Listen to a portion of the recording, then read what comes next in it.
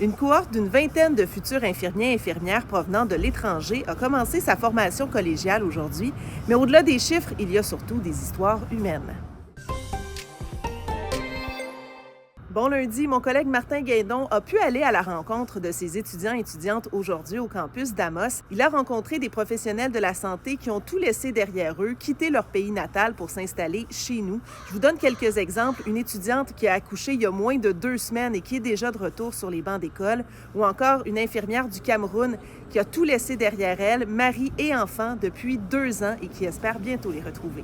En Afrique, au Cameroun, quand on parle des soins infirmiers, le Canada est une référence. Donc, venir au Canada était vraiment comme un rêve. Après 1 an à Montréal, je ne me suis même pas fait un ami. Mais quand je suis arrivée en Abitibi, c'est des gens qui venaient vers moi.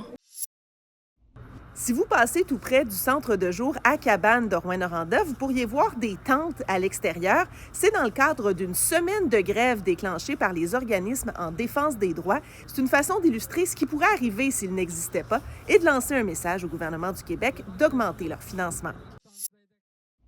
Et on se laisse sur un extrait d'un reportage qu'on vous propose sur nos plateformes aujourd'hui. On est allé faire un tour de camion avec Rémi Bilodeau du ministère des Transports. C'est la météo qui joue. Des fois, la météo va dire il annonce rien, puis là, paf, il tombe du grésil. Il faut se réagir vite. Là, le grésil, ça colle dans le mois de juillet. Puis...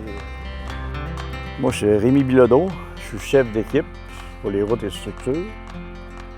Puis, ça fait 26 hivers que je fais ça, dont 8 chefs d'équipe.